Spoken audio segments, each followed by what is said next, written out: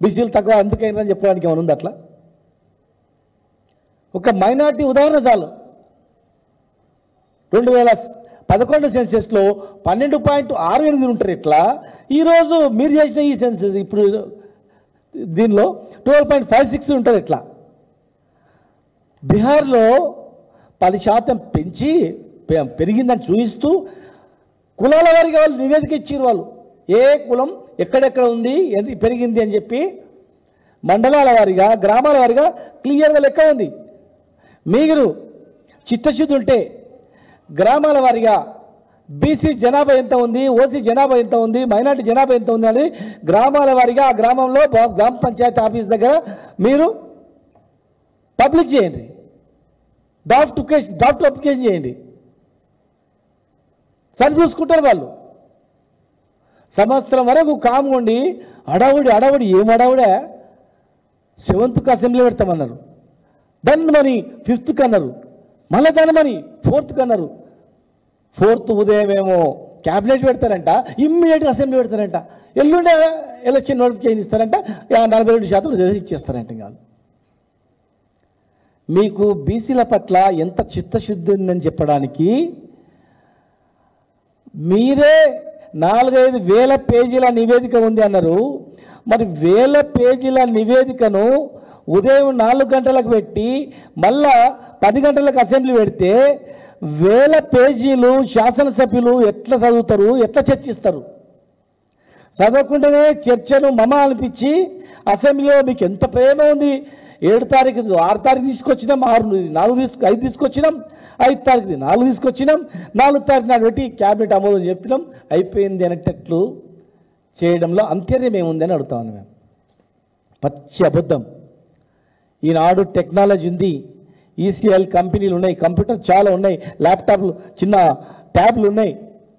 మీరు ట్యాబ్లు ఇచ్చి టీచర్లకు మొత్తం తెలుసు, చదువుకున్న వాళ్ళతో చేయించిన అంటారు కదా, మీరు ట్యాబ్లు ఇచ్చి ట్యాబ్ ద్వారా సేకరించి ఇమ్మీడియట్గా సేకరించినటువంటి డాటా క్షణాల మీద సర్వర్కి వచ్చేటట్టు చేసుకొని ఇమ్మీడియట్గా ఇచ్చే అవకాశం మీకున్నా, కాయిదాలు ఇచ్చి కొన్ని ప్లేస్లలో ఏమి నింపనిక సౌరాలలో కూడా పంపించి, ప్రైవేటులను పంపించి,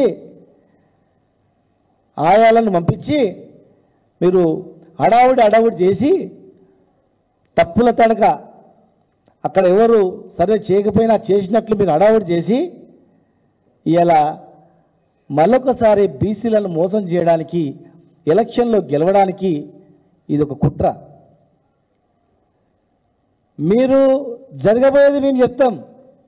మీరు ఏం చేస్తారంటే అసెంబ్లీ తీర్మానం చేస్తారు, ఇగో సెంట్రల్ గవర్నమెంట్ పంపించినాము, ఇగో సుప్రీంకోర్టులో ఇట్లా అడ్డంకులు ఉన్నాయి, చేయనీకి రాదు, సుప్రీంకోర్టులో 50% మించొద్దని చెప్పింది కనుక మేము చేసినాం, ఇక కేంద్రం మీద దొబ్బేస్తాం అని అనుకుంటున్నాం. ఇలా 42% రిజర్వేషన్ అమలు చేయడంలో మీరు బీజేపీ సహకారం తీసుకొని ఏం చేస్తారో తెలియదు.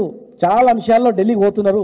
ఇప్పటికీ నెలకు 3 సార్లు పోయిండ్రు, 100 సార్లు ఏం పోయినరంట. మరి ఎన్నిసార్లు పోయినరు? మరి అందరూ ముఖ్యమంత్రి గారే 40 సార్లు 30 సార్లు అన్నారు. మరి మంత్రులు, ముఖ్యమంత్రులు చాలామంది పోతున్నారు, కేంద్రంలో మంత్రులను కలుస్తున్నారు. మరి మీరు ఏం చేస్తారో? మాకు కావాల్సింది 42% రిజర్వేషన్, మాకు కావాల్సింది సరైనటువంటి నివేదిక. అడావుడి చేసి ప్రజలను మోసం చేయొద్దు. దయచేసి బీసీలు ఎవరైతే అక్కడ కాంగ్రెస్లో ఉన్న నాయకులు కూడా మేము చెప్తా ఉన్నాం, ఇప్పటికే ప్రభుత్వం వల్ల ప్రజలల్లో ఎంత ఇబ్బంది పడుతున్నారో మీరు చూస్తున్నారు. మీ ఎమ్మెల్యేలే ఎన్ని కష్టాలు పడుతున్నారో మీరు చూస్తున్నారు. మీ ఎమ్మెల్యేలే ఎన్ని బాధలు పడుతున్నారో పత్రికలలో చూస్తున్నారు. మీ ఆత్మకు తెలుసు ఏం జరుగుతుంది అనేది. సరే, మీ పార్టీ మీ ఇష్టం, మీరు ఏమైనా చేసుకోండి. ప్రజలలో ఎంత వ్యతిరేకత ఉందో మీకు తెలుసు, ప్రజలు ఎంత ఆగమైందో తెలుసు. ఏం జరుగుతుంది తెలంగాణలో యూట్యూబ్ పెట్టుకొని చూడండి, ఏ ఛానల్ పెట్టుకొని చూడండి, ఏ గ్రామం కోండి, ఒక చిన్న మైక్ పెట్టండి, ఇలా ప్రజలు చెప్తారు ప్రభుత్వ పనితీరు ఏముందని. మీ కర్మ మీ ఇష్టం. కానీ బీసీల దగ్గరకు వచ్చిండ్రు, ముట్టుకున్నారు.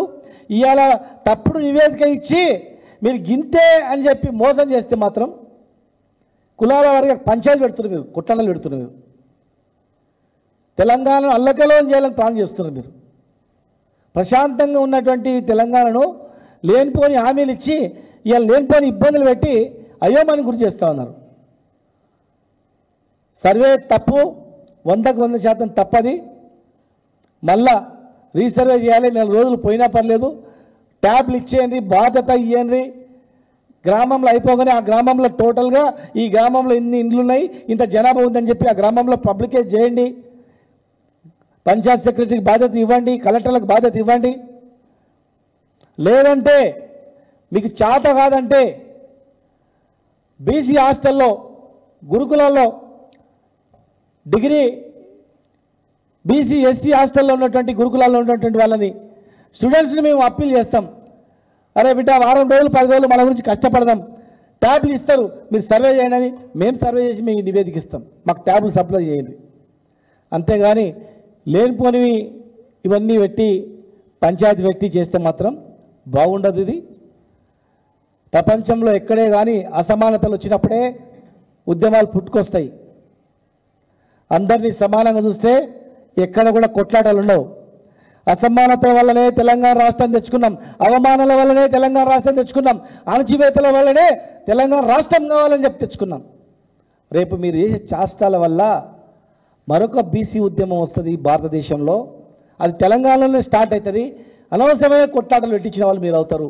దయచేసి ఎవరి వాటా ఎంతనో వాళ్ళకి ఇవ్వండి.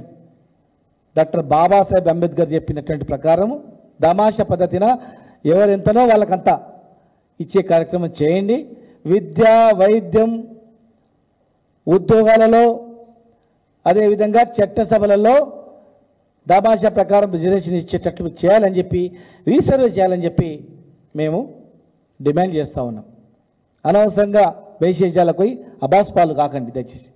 ఇప్పటికీ అనేక అంశాల్లో రాత్రే ఇస్తాం, పొద్దుగాలు ఇస్తాం, అర్ధరాత్రే టకా వేస్తామని ఎన్నో రకాలుగా మాట్లాడి 100 రోజుల హామీ నెరవేర్తాం, వారం రోజులలో హామీ నెరవేర్తాం, మొదటి సంతకమే ఇది చేస్తామని చెప్పి దళితులకు 10 లక్షల రూపాయలు 12 లక్షల రూపాయలు అకౌంట్లో దళిత బంధు వేస్తామని చెప్పి, 3 లక్షల రూపాయలు గొర్రెలకు వేస్తామని చెప్పి, ముద్రాయిలను బీసీ ఏ గ్రూప్లో వేస్తామని చెప్పి, మా బోయలను బీసీ ఏ గ్రూప్లో వేస్తామని చెప్పి, ఎస్సీలుగా వేస్తామని చెప్పి అడ్డగోలుగా హామీలు ఇచ్చి హామీలు ఒక్కటి నెరవేర్చకుండా మళ్ళీ ఇప్పుడు ఈరోజు అత్యధిక సంఖ్య గల 60% పైగా 60-62% జనాభా గలటువంటి బీసీలను తక్కువ చేసి చూపిస్తూ ఇలా రిజర్వేషన్ నుంచి లోకల్ బాడీలో రిజర్వేషన్ లేకుండానే ఎలక్షన్లో పోయి కొత్త పన్నాగం బండి ఇలా ఏదో ఏమైనా మేము ఇవ్వలేకపోయినామని చెప్పి మళ్ళీ ఎలక్షన్లో పోవడానికి ప్రయత్నం చేస్తున్నారు.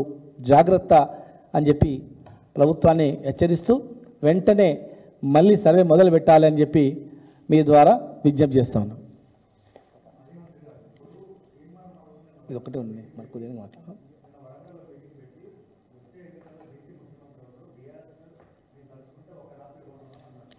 ఇగో ముందు మేము మాట్లాడేది ఒక ఈరోజు ఇచ్చినటువంటి బీసీ దానిపైన మేము మాట్లాడుతున్నాం. బీసీల దానిపైన ఒక బీసీల ప్రజాప్రతినిధిలో మేము మాట్లాడుతూ ఉన్నాం. ఈ అంశము దీని మీద కానివ్వండి, నెక్స్ట్ అది ఏందనేది చూద్దాం. ముందు ఈ నివేదిక తప్పు అంటున్నాం, ఇది తప్పుల తడక అంటున్నాం, ఇది మోసం అంటున్నాం, మరొక మోసం అని చెప్తున్నాం. కమిషనే వేయకుండా తర్వాత మళ్ళీ అడిగితే మేమందరం కొట్లాడితే డెడికేట్ కమిషన్ వేయడం, మళ్ళీ డెడికేటెడ్ కమిషన్లో కూడా సుప్రీంకోర్టు ప్రస్తావన తీసుకురావడం, సుప్రీంకోర్టులో 50% క్యాప్ మించొద్దని ఉంది, దాని ప్రస్తావన తీసుకొచ్చి కమిషన్ ప్రస్తావించడం, అనేక అంశాలు ఉన్నాయి. బీసీ కమిషన్లో ఉన్నటువంటి వాళ్ళే సర్వే కాలేదు, తప్పుల తడక, ఇది అబద్ధం అని చెప్తా ఉన్నారు. కనుక రీసర్వే